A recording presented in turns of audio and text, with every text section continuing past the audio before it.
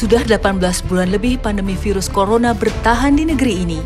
Kebijakan pemerintah yang membatasi kegiatan masyarakat secara ketat kembali diperpanjang selama pandemi, membuat sejumlah sektor usaha berguguran. Mulai dari sektor usaha pariwisata, industri penerbangan, retail, hingga manufaktur.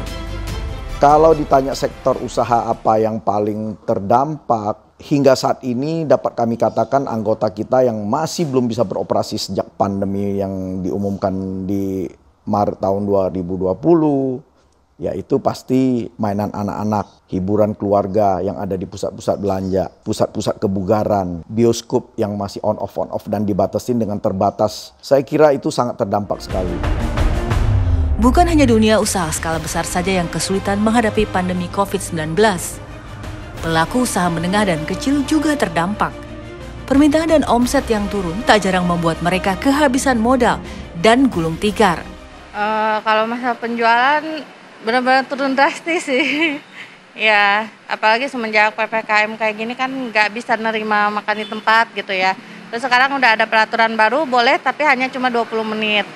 Jadi kayak pelanggan juga malah makin berkurang gitu. Kalau karyawan di sini 10 orang, udah ada pengurangan. Setengahnya lah. Ekonom Indef, Ahmad Heri Firdaus menilai, pemerintah harus memberikan insentif yang efektif bagi dunia usaha agar mereka memiliki ruang untuk arus kas saat krisis. Ya, tentunya berbagai stimulus diperlukan bagi dunia usaha karena adanya pemberlakuan PPKM. Jadi untuk segera memulihkan dan membangkitkan sektor-sektor usaha yang terkena dampak langsung diperlukan stimulus yang efektif ya untuk membantu mereka. Namun tidak hanya stimulus fiskal ya berupa bantuan langsung kepada dunia usaha, tapi juga upaya-upaya yang terkait dengan kebijakan non fiskal ya seperti kemudahan perizinan, kemudian juga upaya-upaya untuk menciptakan iklim usaha yang semakin kondusif dan berdaya saing seperti itu. Senin malam pemerintah melonggarkan PPKM sejumlah daerah. Mampukah kebijakan ini membangkitkan ekonomi dan sektor real?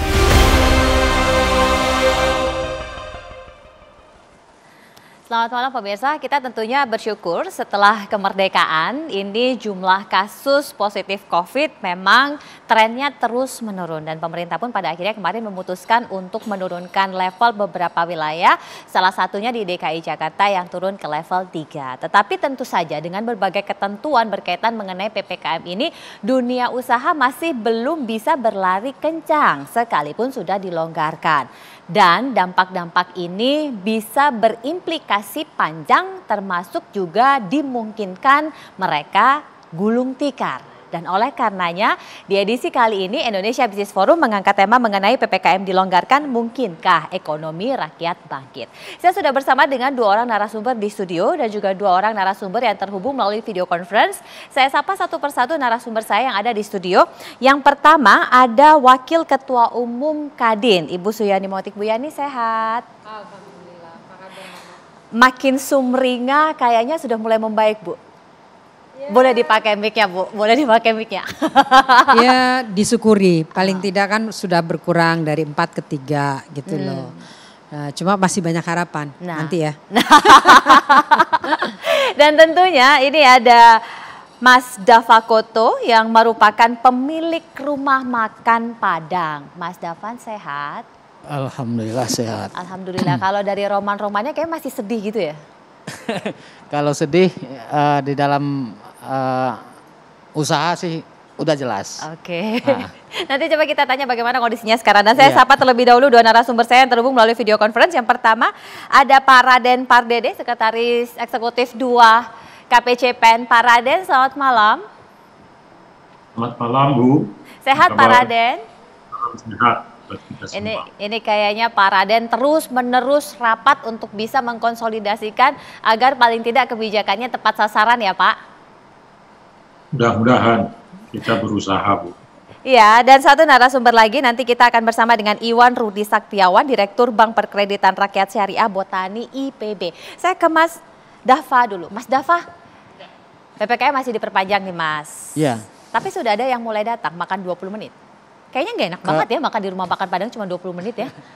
Kalau untuk makan buru-buru, jangankan orang, kita aja yang pemilik rumah makan melihatnya jenuh, melihatnya risih. Kenapa dibilang begitu? Kalau nasi Padang mungkin orang udah tahu semua, rasanya pedas, nggak mungkin buru-buru, apalagi untuk makan, mungkin akan lebih mengurangi kesehatan juga, masalah kesehatan. Kalau makan buru-buru, nah itulah yang membuat kami pengelola atau pengusaha rumah makan menjadi sekarang ini tidak dapat berjalan dengan optimal. Tapi ada perubahan nggak sih setelah diperbolehkan makan di tempat dengan sebelumnya yang benar-benar hanya take away? Kalau semenjak pandemi yang saya rasakan sebagai pengelola usaha rumah makan, mulai dari diberlakukannya PSBB zaman sampai dahulu itu ya, PPKM, tahun lalu. yang sekarang level 4 ke level 3, itu belum ada perubahan. Artinya turun berapa banyak? Kalau di dalam persentase kita turunnya itu mulai dari boleh dikatakan 70%. Banyak sekali. Ya. Jadi sehari-hari dapat Sehari-hari berapa? kita kalau di rumah makan kalkulasi masakan, kalau untuk pengelolaan kita itu kalau dihitung dari beras, kita masak itu dari 50 sampai 100 kilo sebelum pandemi. Kalau selama pandemi ini kita masak cuman 20 sampai 30 kilo aja. Habis tapi? Kadang habis, kadang tidak. Pegawai berapa? Kalau sebelum pandemi 10 sampai 15 orang. Sekarang? Kalau sekarang 4 sampai 5 orang. Sudah dipotong separuh. Ya, kita rumahkan dulu, bukan kita pecat. Oke. Nah, kalau ini sudah berlalu, mungkin kalau mereka belum dapat pekerjaan kan kita panggil lagi. Oke. Nah. Tapi mereka tetap digaji? Kalau dirumahkan dengan apa kita gaji? Yang kita gaji orang yang bekerja aja. Oke. Nah, kalau yang digaji sekarang, apakah ada perubahan karena ini kan omsetnya turun terus? Ya. Gaji mereka apakah kemudian insentifnya dikurangi? Ya itulah kreasi yang kita lakukan untuk pengelolaan kita di rumah makan. Karena omset turun, terpaksa kita menurunkan karyawan, mengurangi karyawan. Dengan kurangnya karyawan, pengeluaran kita berkurang, jadi bisa impas lah, sekurang-kurangnya impas. Walaupun kita tidak mencari keuntungan dulu, sekurang-kurangnya kita tuh impas. Udah bisa makan sama anak-anak, sudah bisa makan sama karyawan, gaji karyawan kita udah keluarkan, walaupun kita tidak mendapatkan untung, yang penting jalan dulu. Masih ada beban pinjaman hutang? Modal dan lain-lain? Kalau hutang tidak. Cicilan-cicilan dan lain-lain berarti nggak ada ya? Tidak ada. Tapi dalam sehari biasanya dapat berapa? Ini omset apa keuntungan? Omset. Kalau omset, kalau di angka sekarang selama pandemi dari 4 sampai 5 juta. Kalau sehari? Sehari. Itu tapi biaya operasional aman ya? Biaya operasional aman, kita kan sistem harian. Jadi gaji karyawan aman, operasional aman, cuman lebihnya kita yang kurang aman. Lebih pemilik lah ibaratnya. Jadi makanannya ikut makan rumah makannya ya, nggak bisa masak sendiri terpisah gitu ya untuk sementara waktu ya. Ada bantuan udah terima?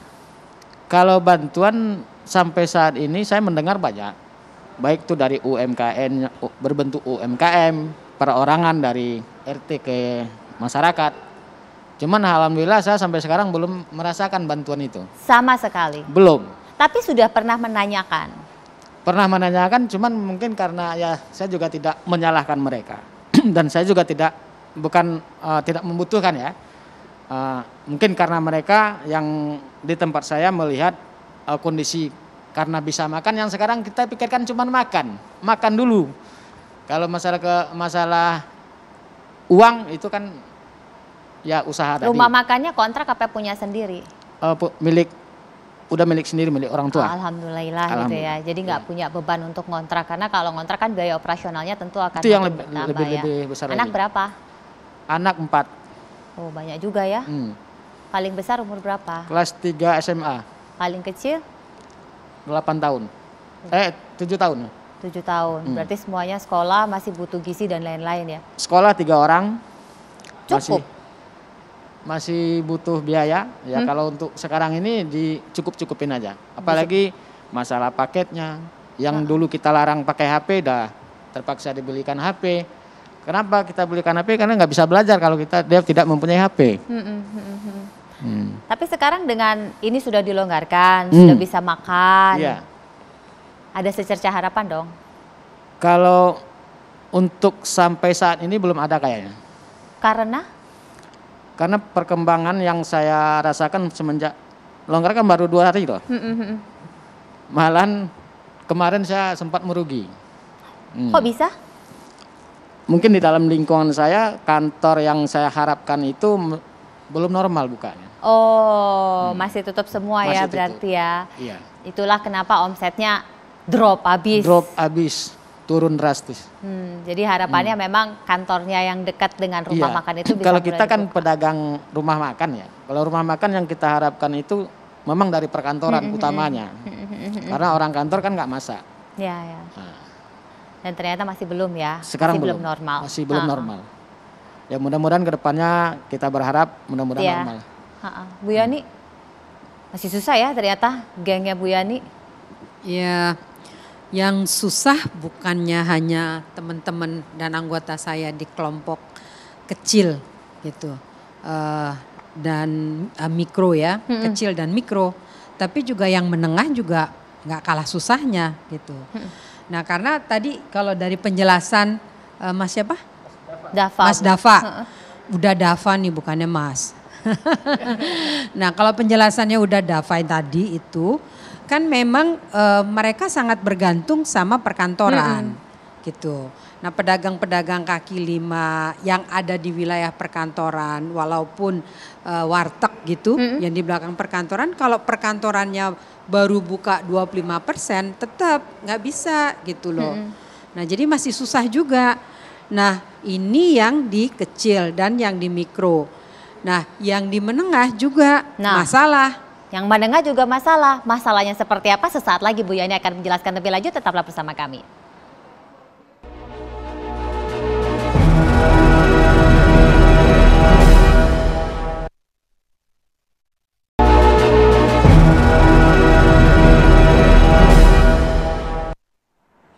Saya langsung ke Bu Yani. Bu Yani tadi yang mikro kecil memang masih ngap-ngapan begitu ya. Kalau yang menengah juga begitu? Sama gitu. Nah yang tadi yang mikro kecil karena terkait dengan kantor yang belum buka. Kemudian mall juga terbatas kan, restoran-restoran hanya dibatasi yang sudah vaksin, usia di atas 70, padahal yang punya duit yang 70-an ke atas kan gitu. Anak-anak 12 tahun ke bawah nggak bisa, karena kan biasanya mereka ke mall untuk keluarga, makan dan sebagainya. Nah itu juga belum bisa kan, sehingga belum tadi kan jelas gitu.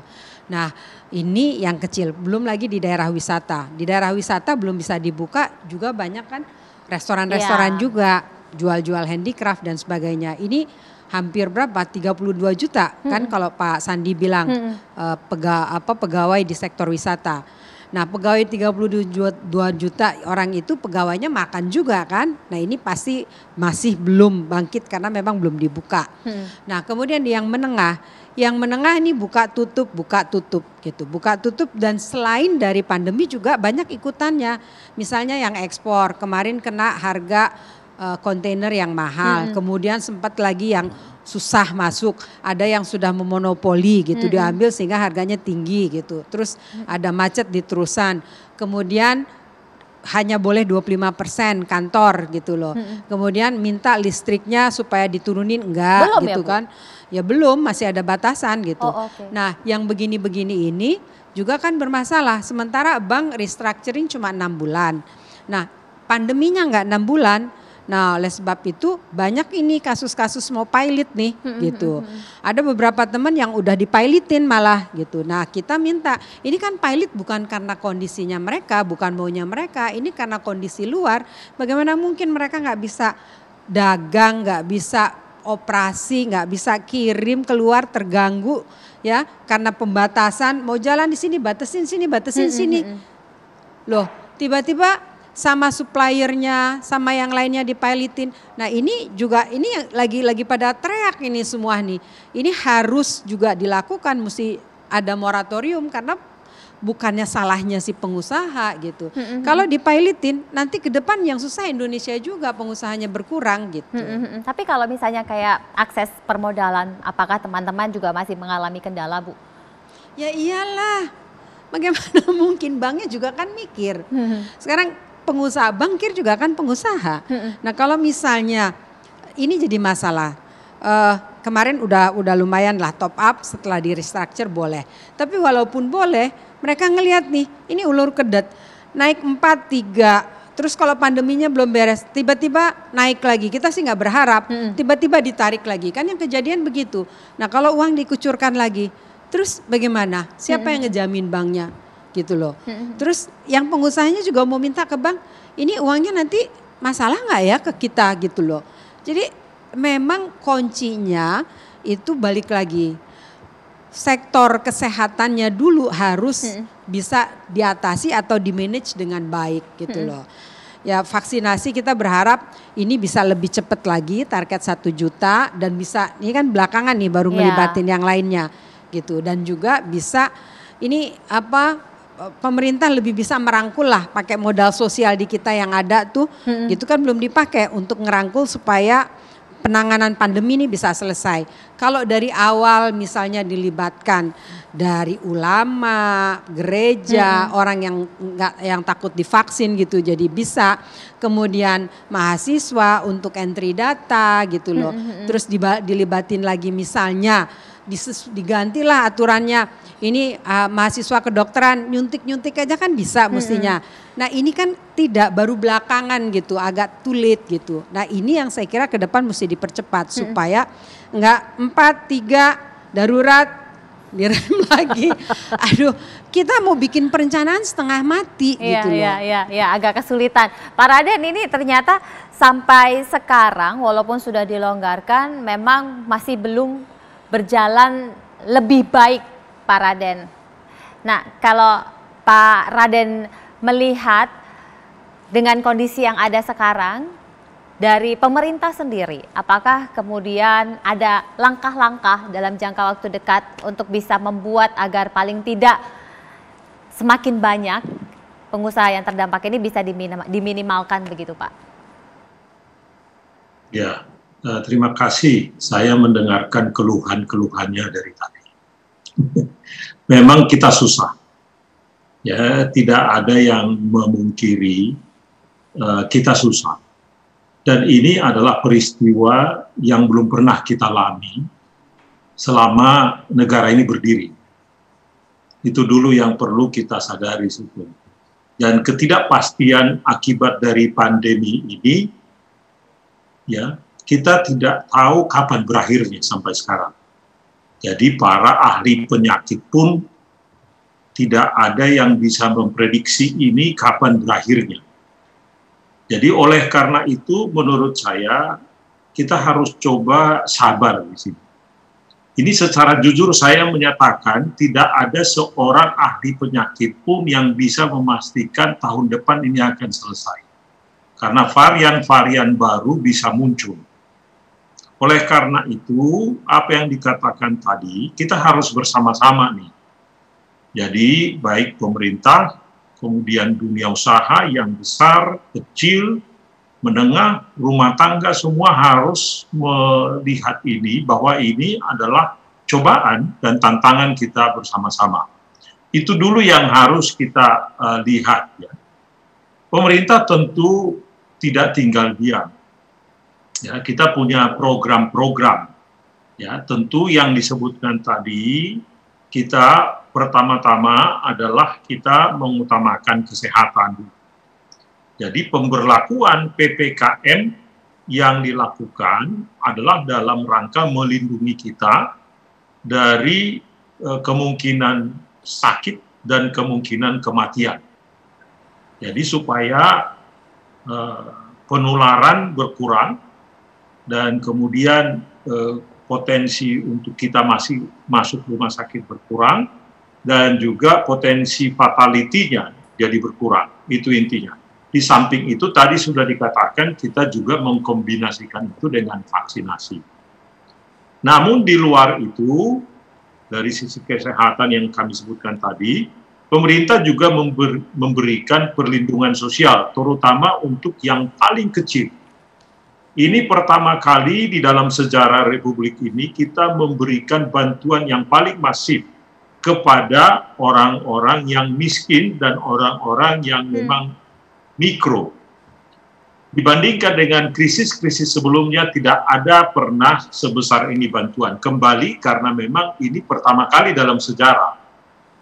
Kita memberikan untuk yang mikro sekarang, seperti yang kita tahu semua, bantuan pelaku usaha mikro yang disebutkan BPUM itu untuk 12 juta penerima, sudah hampir dibagikan sampai akhir Agustus atau awal September, itu sebesar 1,2 juta masing-masing, itu sebesar 15 triliunan. Kemudian kita juga memberikan subsidi bunga untuk KUR, ya, kredit usaha rakyat, ya, untuk non-KUR yang menengah, itu pagunya 42 triliun. Jadi kita berikan juga. Ada juga penjaminan untuk UMKM. Ya, kemudian ada juga yang lain untuk abodemen listrik, kemudian penempatan dana untuk restrukturisasi kredit, ya, dan bantuan subsidi upah seperti yang kita tahu sebanyak 8 triliun lebih itu, dan juga pembebasan sewa outlet dan insentif usaha lainnya. Jadi misalkan kalau dia sewa outlet, PPN-nya itu ditanggung oleh pemerintah. Tentu mungkin keinginan kita lebih dari sini semua. Tapi kita coba memaksimalkan, mengoptimalkan sesuai dengan kemampuan pemerintah. Jadi memang kita tahu kesusahan yang dialami oleh masyarakat kita, oleh dunia usaha, iya betul. Dengan persoalan yang kita sebutkan tadi. Tapi rasanya kita tidak bisa memenuhi semuanya. Itu juga kita harus akui. Tetapi bukan berarti pemerintah tidak tahu persoalan ini, tapi memang terus terang kita akui ada keterbatasan dari sisi dana pemerintah. Oleh karena itu yang utama nantinya adalah bagaimana memulihkan ekonominya, bagaimana memulihkan kesehatan ini, supaya semua orang kembali punya kegiatan, dan kemudian mereka berbelanja, mereka berinvestasi, itulah yang memutar ekonominya. Kalau pemerintah itu kontribusinya terhadap PDB kita hanya 8-9% dari PDB. Yang paling besar itu adalah konsumsi rumah tangga sebesar 57%. Kemudian investasi 31%.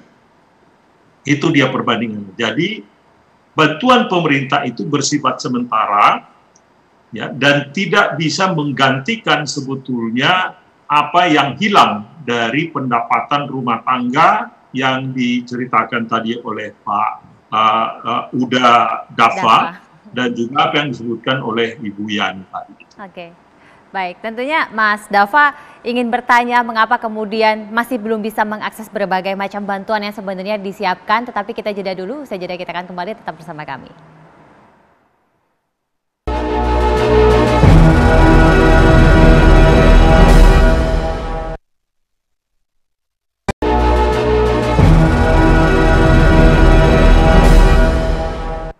Mas Dafa, tadi ada yang mau disampaikan pada Pak Raden? Paling yang saya ingin tanyakan masalah bantuan tadi. Apa itu saya kurang proaktif? Apa gimana cara mendapatkan bantuan itu gimana? Itu aja. Oke. Silakan Pak Raden. Sebelum nanti saya akan persilakan Bu Yani juga untuk bisa merespon apa yang tadi Pak Raden sudah sampaikan. Ya, terima kasih.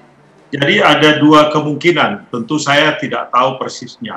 Satu adalah Bapak dianggap tidak eligible, ya bisa saja seperti itu. Yang kedua adalah mungkin Bapak harus lebih proaktif. Tadi yang kami katakan itu, kalau untuk BPUM itu memang kemungkinan, kalau saya dengar tadi di awal dari cerita Bapak itu, kemungkinan Bapak tidak bisa mendapatkan itu. Karena tidak masuk di kategori itu, ya. Bapak sebetulnya relatif sudah lebih baik dari yang mendapatkan BPUM itu, ya. Kalau itu setuju gitu. Mungkin yang kalau Bapak memang ingin mendapatkan bantuan bisa lewat pegawai Bapak. Jadi seperti tadi yang Bapak rumahkan, misalkan itu saudara-saudara kita tadi, itu ada bantuan upah, subsidi upah. Itu diberikan kalau tidak salah sekarang 1 juta. Jadi bisa mereka memperoleh itu. Nah itu bisa melalui dinas pekerjaan, ya dinas ketenagakerjaan. Ya itu bisa diperoleh. Yang kedua adalah menurut saya kalau Bapak memang membutuhkan modal kerja dengan murah, itu Bapak berhak mendapatkan KUR melalui BRI yang paling gampang Bapak. BRI. Ya, jadi melalui BRI Bapak bisa mendapatkan bunga per tahunnya itu hanya 6%. Khusus untuk kredit usaha rakyat. Itu Bapak dengan mudah bisa dapat itu mestinya dari BRI. Itu Pak. Nah yang lain-lainnya itu tentu mungkin tadi itu untuk anak Bapak mestinya sudah dapat kuota untuk internet. Itu dapat itu.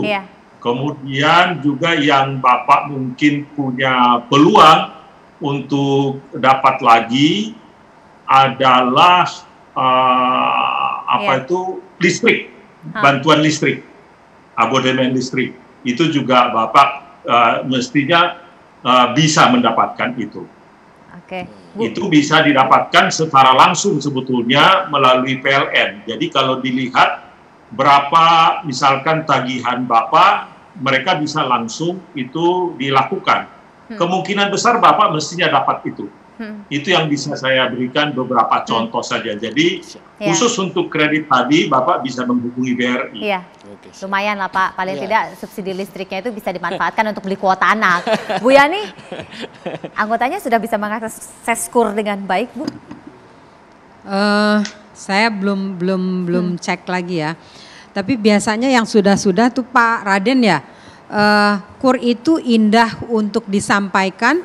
Tapi pada saat teman-teman anggota saya mengakses itu persyaratannya panjang sekali administrasinya gitu loh.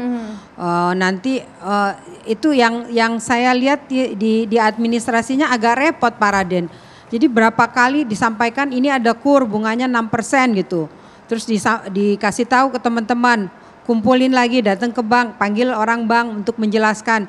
Sampai kasihan frustasi juga gitu, udah ngikutin ini nanti minta jaminan misalnya, karena misalnya butuhnya 500 juta gitu. Nah jaminan misalnya rumahnya di bawah di bawah sutet, bawah ini gitu loh. Yang namanya UKM kan kadang-kala banyak kendala gitu, nggak sesimpel yang disampaikan gitu. Nah itu yang saya lihat. Nah balik lagi kalau pegawai, saya nggak tahu nih Pak, kalau pegawai di kelas teman-teman di yang menengah itu kan memang mereka punya BPJS gitu, ada bayar BPJS ketenagakerjaan.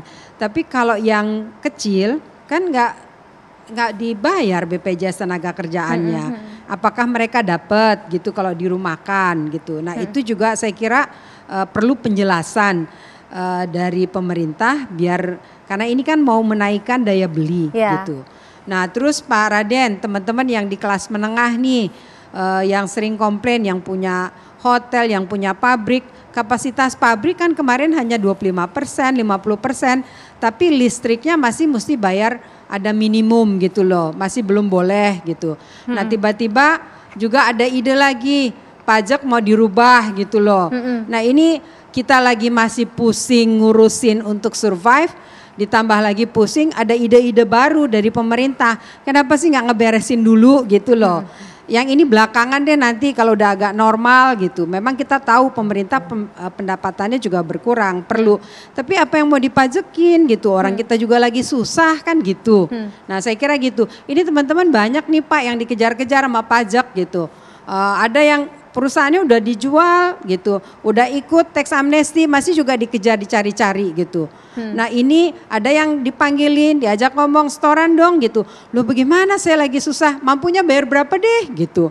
Kan mohon maaf nih Pak, ini di lapangan loh Pak, teman-teman pada cerita, kita paham pemerintah susah tapi kita juga susah gitu. Ini mestinya sharing burden lah, saya setuju sama Bapak gitu, sharing burden dalam keadaan begini. Jadi bukan hanya kita yang melakukan efisiensi, pemerintah juga mesti juga ngelihat dan memang mesti juga ngerangkul gitu loh. Banyak misalnya pengeluaran yang nggak perlu yang masyarakat bisa terlibat. Tadi kita juga pasti masyarakat kalau diajak duduk sama-sama gitu banyak kos yang bisa dikurangi dari pemerintah yang harusnya nggak dikeluarkan tapi pelibatan masyarakat gitu. Saya kira mungkin itu yang saya kira ke depan yang perlu dilihat Pak. Terima kasih. Ya Pak Raden pasti akan jawab, jadi tunggu jawaban Pak Raden sesaat lagi. Jauh merosot Pak. Apalagi diperpanjang keadaan ini susah kayak gini sekarang kan. Nah, pada anak sekolah ini semuanya repot pokoknya. 50% Pak. Ya gitulah dia kalian sama cara. Lagi keadaan kayak gini kan. Ya apa boleh buat. Turun gratis ya. Yang tadinya dagang cingur, gado-gado sekarang udah enggak. Jadi dagang kopi aja ngelayanin anak-anak Gojek gitu. Dagang juga sepi sih. Nggak kayak dulu-dulu gitu. Ya menurun lah, 50% gitu. Ini biasa dipasang bangku, meja kan enggak. Jadi otomatis orang nggak bisa makan di sini.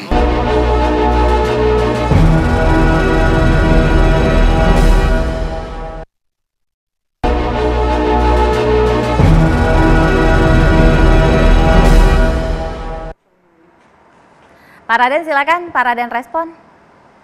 Ya, terima kasih tadi atas informasi yang diberikan oleh Bu Yani. Ada beberapa hal mungkin yang kita bisa tindak lanjuti ya, dalam arti kita bisa mencoba memfasilitasi. Contohnya untuk KUR tadi, saya pikir kita bisa langsung nanti bertemu dengan Direktur BRI. Nanti Bu Yani kan nanti kita arrange saja pertemuan dengan Direktur BRI. Bagaimana mereka memfasilitasi pemberian kredit KUR ini. Yang sebetulnya persyaratan itu kalau yang kita dengar dari presentasi mereka mestinya tidak sulit. Dan sekarang yang kita berikan itu hampir 6 juta orang, 6 juta pengusaha. Jadi mestinya kalau kita lihat 6 juta kan banyak gitu. Artinya persyaratan-persyaratan yang mereka buat itu mestinya sudah guideline-nya itu dan template-nya itu sudah jelas. Ya. Itu yang pertama. Yang kedua, untuk yang kecil tadi itu sebetulnya kalau dia yang super kecil tadi itu ada dua yang bisa diperoleh menurut saya dari Dinas Tenaga Kerja. Mereka bisa mendapatkan langsung atau satu lagi mereka bisa memasuki kartu prakerja. Jadi di kartu prakerja itu mereka bisa mendapatkan pelatihan secara online. Dan pada saat yang sama, sesudah mereka mendapatkan pelatihan online, dia akan mendapatkan, kalau tidak salah, 600.000 per bulan selama 4 bulan. Ya, ini di Dinas Tenaga Kerja, dan itu bisa diunduh secara online. Yang ketiga tadi, yang ini memang kita akan catat betul ini mengenai pajak ini. Ya, jadi memang kita sangat concern adanya ini kan asimetrik informasi yang tidak simetris antara petugas pajak dengan tadi si pembayar pajak. Ini situasi sekarang ini adalah situasi yang tidak normal sehingga memang harga itu sudah jadi tidak normal juga. Ya, ini kita akan catat mengenai ini, kami akan laporkan ini dan membawa ini ke Satgas PCPN. Dan yang kedua tadi juga catatan kami mengenai moratorium kepailitan ini. Mungkin total moratorium tidak bisa, tetapi kita akan persulit. Nah, itu yang sekarang kita akan usulkan nanti di dalam revisi mungkin undang-undang. Ini sekarang lagi dibahas ini. Ini pun menjadi masukan, dan ini forum seperti sekarang ini menjadi bagus juga untuk catatan buat kami melaporkan nanti kepada Bapak Menteri dan Ibu Menteri supaya dilakukan satu perhatian khusus untuk mengenai kepailitan ini. Baik, kita geser ke Pak Iwan, ini Direktur BPR Syariah Botani IPB yang pada akhirnya bisa bergabung dengan normal sinyalnya. Pak Iwan, selamat malam. Selamat malam. Bagaimana suara saya jelas? Jelas Pak, jelas. Bapak Iwan, ini tadi terima kasih.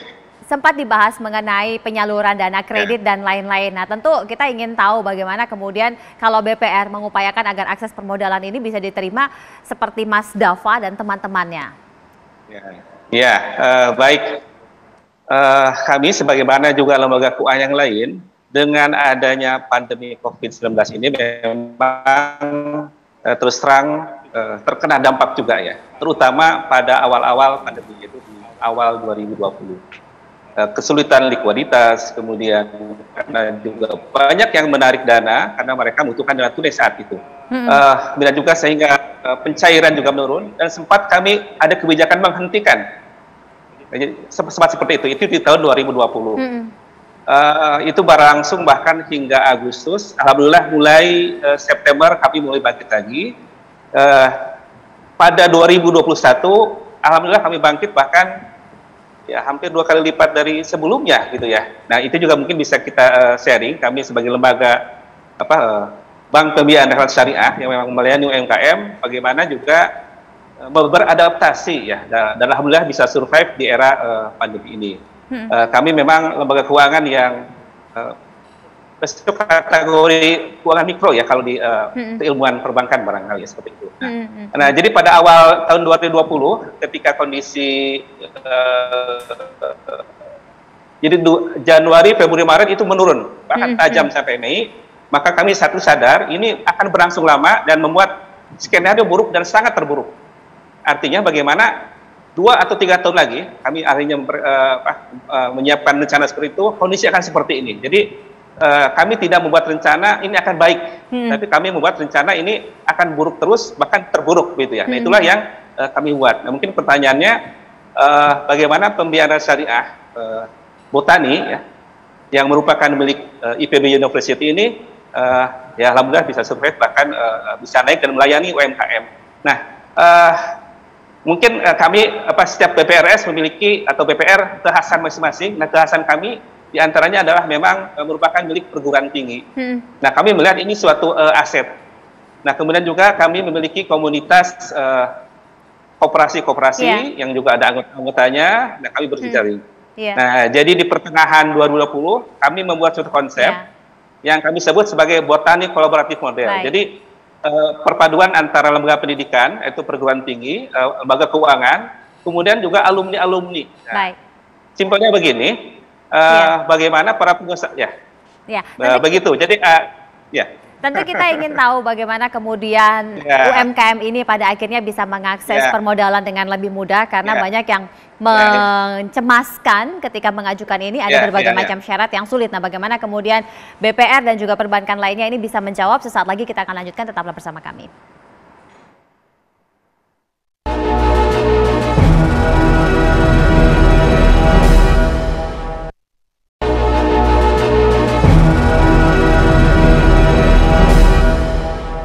Bagaimana kemudian perbankan menjawab kebutuhan dari dunia usaha? Nah, supaya UMKM ini bisa mengakses dengan mudah. Silakan, Pak Iwan, singkat saja. Iya, singkat saja. Artinya bahwa tentu polanya berbeda. Artinya tidak lepas satu orang yang baru kita datang ke kami, kemudian kita analisis, kita kasih seperti lazimnya perbankan. Maka BPR tadi misalnya mengembangkan adalah pola, ya katalah ada proses pembinaannya. Memang ini menjadi terbatas hanya kepada yang terbina, arti UMKM yang ada di pedesaan. Kami bekerjasama dengan koperasi-koperasi yang melakukan pendampingan rutin mingguan. Nah, jadi terus terang dengan kondisi saat ini memang tidak semua UMKM itu bisa kami bantu, tetapi alhamdulillah kita men-switch atau mengubah strateginya sehingga masih tetap ada UMKM yang bisa kami bantu. Tapi persyaratannya, karena kami bersebutannya dalam IPB fokus pada pertanian, nah ada para petani-petani yang di pedesaan yang dia sudah berkelompok. Ya, jadi memang trusted trusted itu biayai. jadi penting ya Pak ya. Ya, Mas Dava, apa harapannya? Singkat saja. Kalau harapan untuk seterusnya kami sebagai pengusaha kecil atau pengelola usaha rumah makan, mudah-mudahan ini cepat berlalu, aktivitas mulai seperti biasa, pemerintahnya juga aman, kitanya juga aman, itu aja harapannya. Amin. Mudah-mudahan begitu. Bu Yani silahkan. Yang jelas bahwa kita berharap ini trennya melandai terus supaya usahanya lebih baik, dan sosialisasi program-program tolong pakai lembaga-lembaga yang ada di masyarakat sehingga bisa lebih efektif. Kelihatannya ada persoalan komunikasi ini dari pemerintah ke masyarakat gitu. Kemudian tadi keluhan-keluhan dari teman-teman kelas menengah soal soal listrik, pajak gitu, itu soal kepailitan, mohon pemerintah untuk intervensi lah gitu, jangan sampai pandeminya selesai nanti pengusahanya habis gitu. Saya kira itu. Makasih. Pak Raden silakan singkat penutup. Ya, terima kasih atas masukan-masukannya. Kami sudah mencatat tadi, patut kita harus memang kuat dalam menghadapi badai ini ya. Mudah-mudahan badai ini bisa cepat berlalu dan kita harus lebih kuat lagi di masa yang akan datang. Pemerintah bersama-sama dengan masyarakat itu bersatu padu untuk bisa melewati kesusahan yang kita alami sekarang. Ya, baik. Terima kasih Pak Raden. Pak Dede, Sekretaris Eksekutif KPCPEN, kemudian Mas Dava, pelaku UMKM, Bu Yani, Wakil Ketua Umum Kadin, dan juga Pak Iwan Rudi Saktiawan, Direktur BPR Syariah Botani IPB. Mudah-mudahan saja kita bisa berkontribusi, salah satunya adalah dengan program vaksinasi. Karena vaksin harga mati, tidak divaksin Anda mati. Saya Brigita Manohara, selamat malam, sampai jumpa.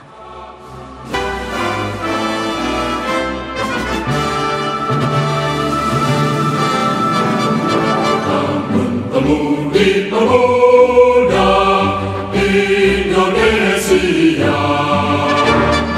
baju musim singkat untuk